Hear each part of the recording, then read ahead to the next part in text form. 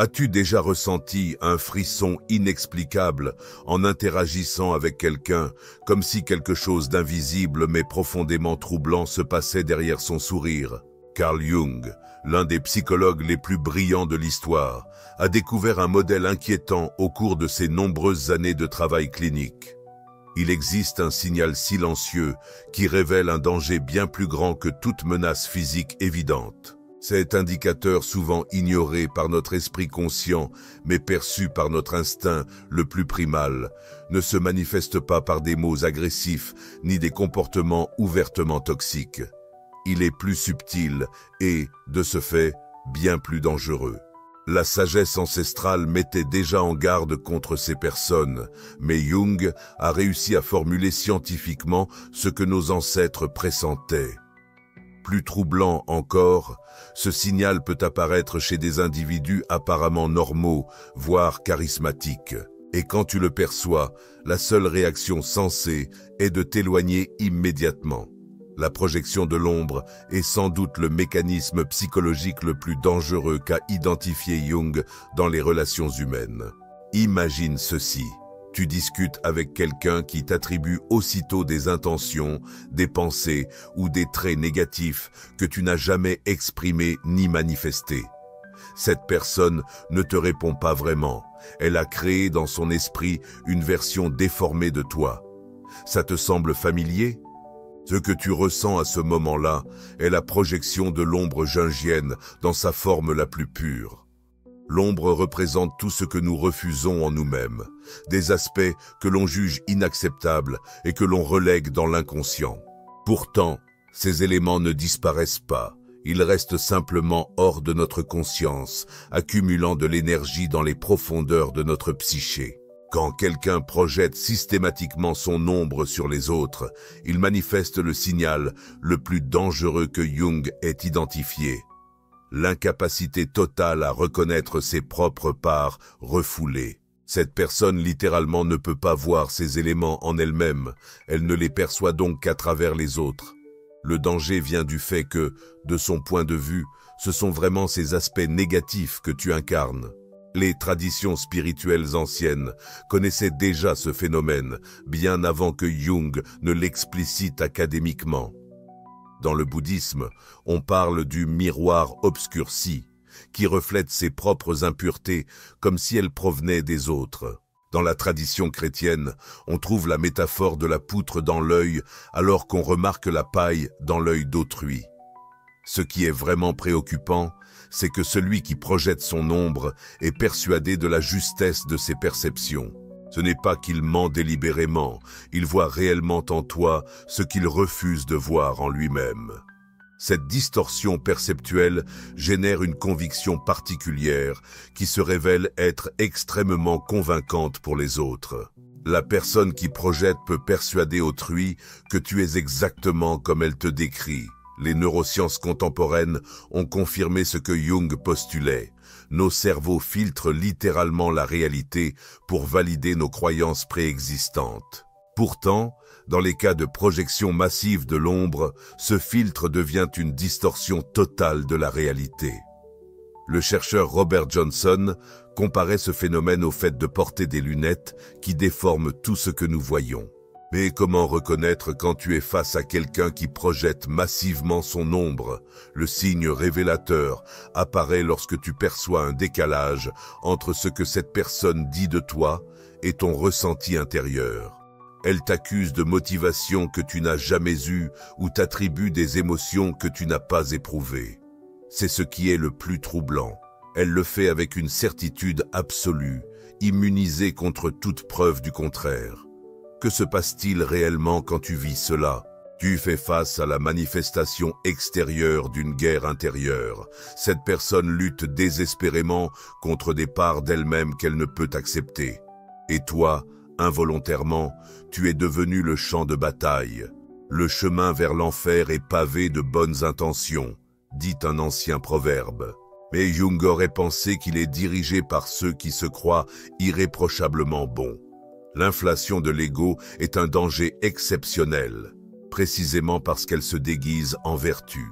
Lorsque tu observes quelqu'un persuadé de sa supériorité morale, de son infaillibilité spirituelle ou de détenir une vérité absolue, tu assistes à ce que Jung appelait une inflation psychique, peut-être le signal d'alarme le plus évident.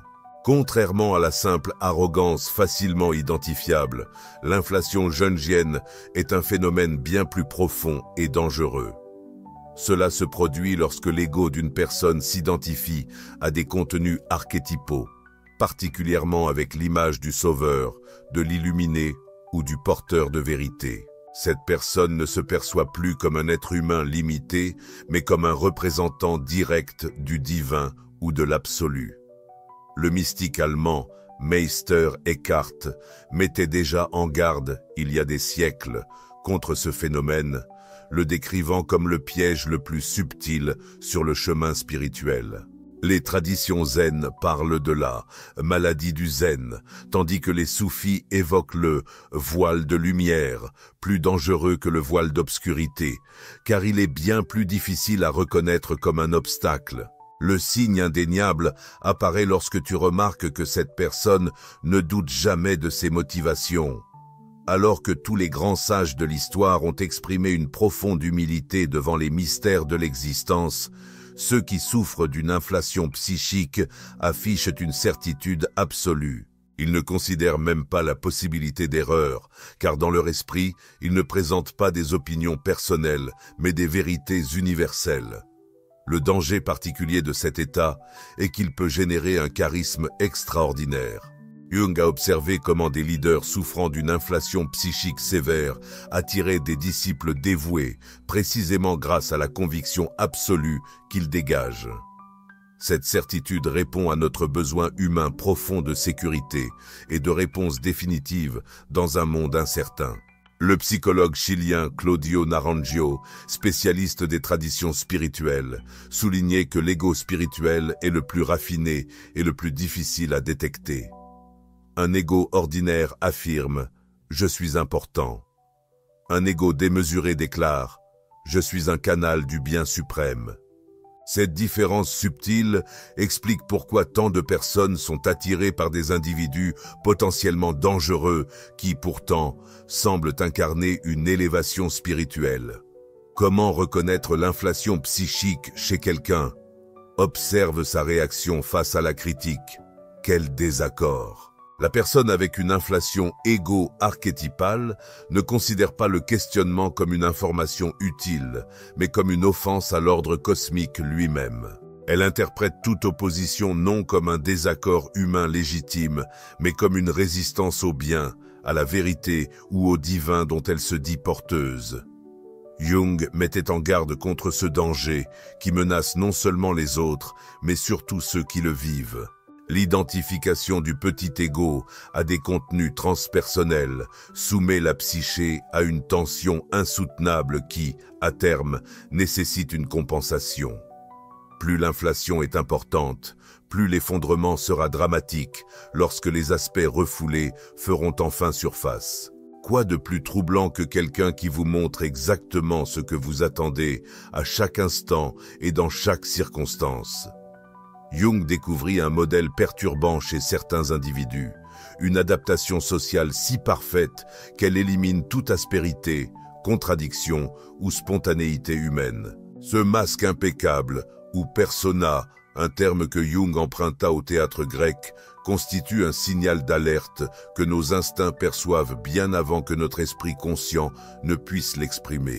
L'identification totale à la persona représente un péril psychologique exceptionnel car elle révèle une dissociation complète entre l'image extérieure et l'être intérieur. L'individu sacrifie son authenticité sur l'autel de l'acceptation sociale, créant une façade si élaborée qu'il en oublie même ce qui se cache derrière. Comme le disait le poète Fernando Pessoa, le danger ne réside pas dans le masque, mais dans l'oubli que c'en est un. Les traditions contemplatives orientales ont signalé ce phénomène pendant des millénaires. Dans le bouddhisme zen, on parle du visage originel avant la naissance, cette authenticité fondamentale qui existe au-delà de nos constructions sociales. Les maîtres taoïstes mettaient en garde contre le danger de polir tant la surface qu'on en use la substance.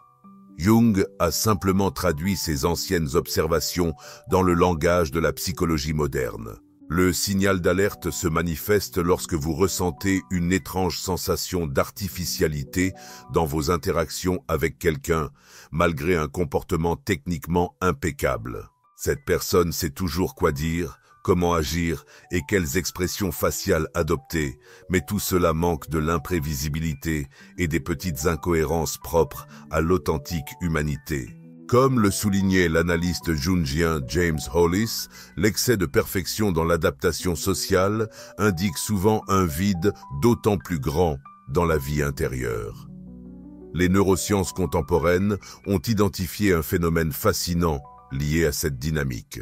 Nos cerveaux sont dotés de neurones miroirs capables de détecter de subtiles incohérences entre les expressions verbales, faciales et corporelles des autres. Lorsque le masque social de quelqu'un est complètement déconnecté de sa réalité intérieure, ces neurones envoient un signal d'alerte que nous percevons comme une sensation inexplicable d'inquiétude ou de méfiance. Le véritable danger réside dans ce que cette dissociation extrême dissimule. Quand quelqu'un consacre toute son énergie psychique à maintenir une image extérieure parfaite, les aspects rejetés de sa personnalité ne disparaissent pas simplement. Ils s'accumulent dans l'inconscient, formant ce que Jung appelait l'ombre. Plus la personne est rigide, plus son ombre sera chaotique et potentiellement destructrice lorsqu'elle finira inévitablement par émerger. Marie-Louise von Franz, proche collaboratrice de Jung, observait que ceux qui affichent une adaptation sociale parfaite vivent souvent des épisodes d'éruption de l'ombre. Des moments où toute l'énergie réprimée explose de manière imprévisible et potentiellement destructrice. Cette dynamique explique pourquoi les personnes, apparemment les plus parfaites, sont souvent capables d'actes étonnamment destructeurs. L'identification totale à la personne sociale représente, selon Jung, une trahison de soi-même, un abandon de l'individualité authentique au profit d'une construction artificielle qui, comme toute trahison profonde, finit par avoir un coût psychologique. Imagine que tu es en conversation avec quelqu'un et que soudainement, tu perçois un changement subtil mais profond. La même personne physiquement, mais quelque chose de fondamental a changé dans son regard, son énergie, dans la qualité même de sa présence, comme si quelque chose d'ancien et de transpersonnel se manifestait à travers elle. Cette expérience troublante, que de nombreuses cultures traditionnelles reconnaissaient comme une forme de possession, a été conceptualisée par Jung comme possession archétypale. Peut-être le signal le plus inquiétant que nous puissions percevoir chez un autre être humain. Les archétypes, selon Jung, sont des modèles primordiaux de la psyché collective humaine, des forces qui structurent notre expérience et contiennent à la fois des aspects lumineux et ombrageux. Lorsqu'un archétype prend possession de la conscience d'une personne, celle-ci perd son individualité et devient un canal pour des énergies transpersonnelles qui dépassent largement sa capacité d'intégration. Les traditions chamaniques de diverses cultures ont parfaitement saisi ce phénomène. L'anthropologue Mircea Eliade a documenté comment les chamans distinguaient des états de canalisation contrôlée des états dangereux de possession, où l'identité individuelle est entièrement submergée. Le mysticisme chrétien parlait du discernement des esprits comme d'une capacité essentielle à différencier les influences psychiques bénéfiques de celles qui peuvent être destructrices. L'alerte se déclenche lorsqu'on constate qu'une personne a perdu la flexibilité psychologique normale, restant rigidement fixée à un unique modèle archétypal. Cela peut être l'incontestable sauveur, le guerrier impitoyable, la victime éternelle, le juge infaillible. Le type d'archétype importe moins que l'identification totale à celui-ci. Les signes révélateurs incluent un éclat étrange dans le regard, une tonalité monolithique dans le discours et une impression particulière que la personne n'est plus pleinement présente de manière ordinaire. Comme le notait l'analyste jeanneien Robert Moore, on ne se connecte pas à une personnalité humaine complète, mais à un fragment archétypal ayant usurpé le contrôle de la conscience. La neuropsychologie moderne a identifié des états modifiés de conscience où certaines zones cérébrales associées à l'identité personnelle voient leur activité diminuer, tandis que des zones liées à des expériences transpersonnelles s'activent intensément. Ces états, valables dans des contextes rituels contrôlés, peuvent devenir extrêmement dangereux lorsqu'ils surviennent de façon spontanée, sans cadre adéquat. Ce qui est particulièrement inquiétant, c'est que la personne possédée par un archétype éprouve une sensation exceptionnelle de certitude et de détermination. L'ambiguïté propre à la conscience ordinaire disparaît, remplacée par une conviction absolue qui peut se révéler très persuasive auprès des autres. Jung a observé comment des leaders politiques et religieux en état de possession archétypale pouvaient déclencher des mouvements de masse précisément grâce à cette qualité de certitude surhumaine. Le danger fondamental réside dans le fait que les archétypes, en tant que modèles primordiaux de l'inconscient collectif, contiennent des polarités extrêmes. Le même archétype du sauveur recèle à la fois le potentiel de compassion rédemptrice et celui de fanatisme destructeur. Lorsqu'une personne s'identifie complètement à un archétype, elle finit inévitablement par exprimer ses aspects les plus sombres, souvent sans avoir conscience de cette contradiction. Jung a documenté de nombreux cas où des individus possédés par des archétypes accomplissaient des actes en totale opposition avec leurs valeurs conscientes, avant de souffrir ensuite d'amnésie partielle ou de rationalisations extrêmes. La possession archétypique correspond à une perte temporaire de la capacité d'autoréflexion, ce qui fait précisément notre humanité. Il existe un phénomène psychologique si troublant que, quand vous l'identifiez chez quelqu'un, vous comprenez que vous êtes témoin d'une véritable tragédie en train de se dérouler. Jung l'a nommé la compulsion à la répétition. Un schéma inconscient où la personne recrée obsessionnellement les mêmes situations douloureuses, comme si elle était prisonnière d'un labyrinthe invisible dont elle ne peut s'échapper. Ce signal, lorsqu'on le perçoit clairement chez autrui, nous avertit que nous faisons face à un danger exceptionnel, être entraîné dans un drame psychologique qui ne nous appartient pas. Ce qui est particulièrement alarmant à propos de la compulsion à la répétition, c'est son caractère automatique et inconscient. La personne ne choisit ni consciemment ni délibérément de reproduire des schémas destructeurs. Elle réagit à des forces psychiques profondes, agissant entièrement hors de sa conscience. Comme le disait l'analyste post-freudien Christopher Bollas, ces expériences fondatrices sont si précoces ou traumatisantes qu'elles n'ont jamais été intégrées cognitivement, mais qu'elles structurent toute l'expérience ultérieure. Les traditions spirituelles ont reconnu ce phénomène depuis des millénaires. Le concept bouddhiste de karma ne désigne pas un système cosmique de récompense et de punition, mais précisément ces schémas conditionnés qui nous poussent à recréer sans cesse des circonstances similaires. Dans la tradition judéo-chrétienne, l'idée du péché originel peut se comprendre psychologiquement comme ces schémas inconscients que nous héritons et perpétuons sans choix conscient. Le signal révélateur apparaît lorsque l'on observe quelqu'un qui, de manière répétée, se retrouve dans les mêmes situations douloureuses avec différentes personnes, mais selon un scénario étonnamment semblable. Plus troublante encore, la personne semble vraiment surprise chaque fois que le schéma se répète, comme si elle était une simple victime du destin, plutôt que l'architecte inconscient de sa propre expérience récurrente. La neuroscience contemporaine a découvert une base biologique à ce phénomène. Les expériences précoces, en particulier les traumatismes, créent littéralement des voies neuronales qui deviennent des chemins de moindre résistance pour le traitement de l'information. Le cerveau développe une attente neurologique qui cherche inconsciemment à confirmer ces schémas préexistants du monde, même lorsque ceux-ci engendrent de la souffrance. Le plus grand danger est que les personnes piégées dans ces compulsions de répétition tentent inconsciemment de recruter d'autres pour jouer des rôles dans leur drame interne non résolu. Comme l'a souligné le psychanalyste Donald Keshed, le traumatisme non traité réclame à être joué. Sans s'en rendre compte, nous pouvons nous retrouver à jouer un rôle dans une histoire qui a commencé bien avant que nous ne connaissions cette personne. Jung a observé un phénomène fascinant. Plus la compulsion de répétition est inconsciente, plus elle semble se manifester sous forme de synchronisme ou de coïncidence significative dans la vie extérieure.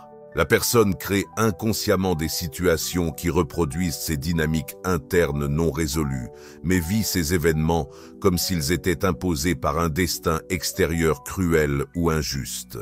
Les thérapeutes jungiens repèrent ce signe lorsqu'ils entendent quelqu'un raconter à plusieurs reprises des histoires où il se retrouve toujours trahi, abandonné, incompris ou victimisé de façon étonnamment similaire. Comme le disait Marie-Louise von Franz, tant que l'inconscient n'est pas conscient, c'est lui qui dirige votre vie, et vous l'appelez destin. Ce qui est le plus troublant, c'est que la compulsion de répétition a une force presque magnétique. La personne prise au piège dans ces schémas émet inconsciemment des signaux qui attirent ceux qui peuvent l'aider à rejouer ses scénarios traumatiques originels. Jung a nommé ce phénomène synchronisme négatif, cette capacité extraordinaire de l'inconscient à orchestrer des rencontres qui perpétuent ces schémas non résolus. Si ces signaux révèlent les dangers les plus profonds, selon Jung, il existe une voie de transformation qui transcende ces menaces, l'intégration consciente de l'ombre. Ce processus représente la différence fondamentale entre les personnes psychologiquement dangereuses et celles qui ont entamé le voyage vers la complétude psychique. Ce qui est fascinant, c'est que nous pouvons reconnaître cette intégration aussi clairement que nous identifions son absence, et lorsque nous la percevons chez quelqu'un, nous sommes face à l'antithèse du danger psychologique. L'intégration de l'ombre ne signifie pas perfection morale ou absence d'aspects négatifs. Au contraire, cela implique une reconnaissance humble et consciente de notre propre capacité pour toutes les erreurs et les obscurités que nous observons chez les autres. Comme l'exprimait Jung, « Je préfère être complet que bon ». Une phrase souvent mal comprise qui signale réellement la différence entre une intégrité psychologique authentique et un masque de perfection qui cache de dangereuses divisions internes. Les traditions contemplatives ont articulé ce processus à travers les millénaires avec des langages différents. Le bouddhisme tibétain parle de transformer le poison en médecine, en reconnaissant et utilisant de manière constructive même les émotions et les tendances les plus difficiles. L'alchimie occidentale qui fascinait tant Jung représentait symboliquement ce processus comme la transmutation du plomb, des aspects rejetés, en or, conscience intégrée. Les indicateurs d'une personne qui a réellement commencé ce processus d'intégration sont sans équivoque. Une combinaison particulière d'honnêteté sur ses propres ombres et de compassion pour les ombres des autres. Cette personne peut admettre ses propres impulsions et tendances problématiques sans honte excessive, ni auto-indulgence, simplement comme des aspects de la condition humaine nécessitant une conscience constante. La neuroscience contemporaine a confirmé que ce processus d'intégration a des corrélats neurophysiologiques observables. Des chercheurs comme Daniel Siegel ont documenté comment l'intégration d'aspects précédemment dissociés de l'expérience crée littéralement de nouvelles connexions neuronales entre différentes régions cérébrales, en particulier entre les centres émotionnels primitifs et les zones préfrontales associées à l'autoréflexion. Ce qui est vraiment transformateur dans ce processus, c'est que, paradoxalement, reconnaître consciemment nos aspects les plus difficiles diminue considérablement la probabilité de les activer inconsciemment. Comme l'observait l'analyste jungien Robert Johnson, ce que nous refusons ne disparaît pas. Cela refait simplement surface sous des formes sur lesquelles nous avons moins de contrôle. L'intégration consciente transforme l'énergie psychique potentiellement destructrice en une force créatrice disponible. La personne qui a véritablement entamé ce travail intérieur manifeste une qualité unique, la capacité de percevoir le monde en nuances de gris plutôt qu'en noir et blanc absolu. Elle ne sépare pas rigoureusement le bien et le mal, reconnaissant la complexité humaine universelle, comme le soulignait le psychologue jungien James Hollis. La maturité psychologique commence lorsque nous abandonnons l'illusion de notre innocence absolue. Les véritables maîtres spirituels, à travers l'histoire, ont incarné cette intégration. Le Dalai Lama peut parler ouvertement de ses moments de colère. Thérèse d'Avila reconnaissait ses périodes de sécheresse spirituelle. Le mystique soufi Rumi exprimait poétiquement ses contradictions intérieures. Cette honnêteté radicale contraste fortement avec la perfection artificielle de ceux qui sont dissociés de leurs ombres. Le signe le plus fiable d'une intégration en cours est une combinaison singulière d'humilité sincère, non de fausse modestie, et d'autorité authentique, non d'autoritarisme. La personne intégrée n'a pas besoin de proclamer sa bonté ou sa sagesse, car elle a transcendé le besoin d'une image de soi parfaite. Comme le disait Suzuki, dans l'esprit du débutant, il y a de nombreuses possibilités. Dans celui de l'expert, peu. Avant de nous quitter, as-tu reconnu certains de ces signes chez des personnes importantes dans ta vie? Ou, plus important encore, as-tu identifié des aspects de ces modèles en toi-même? Si ce message a touché ton cœur, écris-le dans les commentaires. La conscience est le premier pas vers la transformation. N'oublie pas de partager ce contenu avec ceux qui ont besoin de s'éveiller à leurs schémas inconscients pour explorer davantage l'univers fascinant de Jung. À bientôt.